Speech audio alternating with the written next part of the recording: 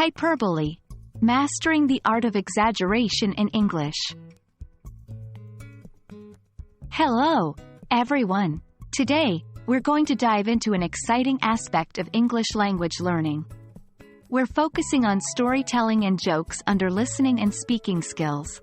Specifically, we'll uncover the magic of exaggeration, and more specifically, the technique known as hyperbole. Ready to exaggerate your way into mastering English? Let's get started. Hyperbole is a figure of speech where we intentionally exaggerate for emphasis or dramatic effect.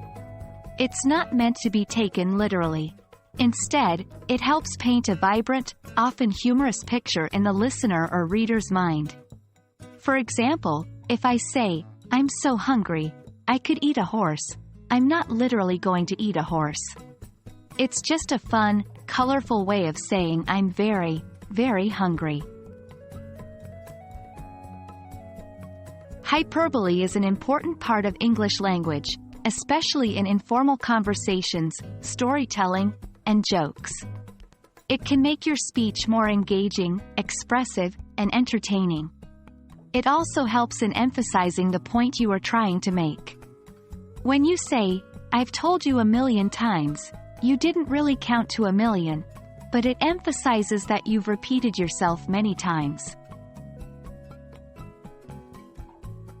Let's look at a few examples of hyperbole. He's running faster than the wind. This emphasizes that he's running very fast. Your suitcase weighs a ton. This is used to express that the suitcase is very heavy. I could sleep for a year.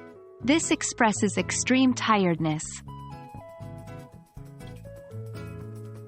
Hyperbole is a great tool in creating humor. Here are a few examples of hyperbolic jokes.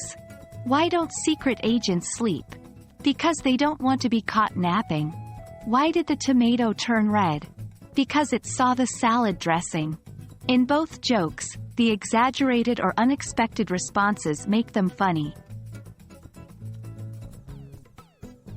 There you have it, the power of hyperbole. Remember, hyperbole is all about exaggeration for emphasis or dramatic effect. Try incorporating it in your English conversations, stories, and jokes. You'll not only sound more natural and engaging, but you'll also have fun doing it. Thank you for joining me in this lesson, and I hope it's been helpful in your English language learning journey. Keep practicing, and soon, you'll be a master of hyperbole. Happy learning, and see you next time.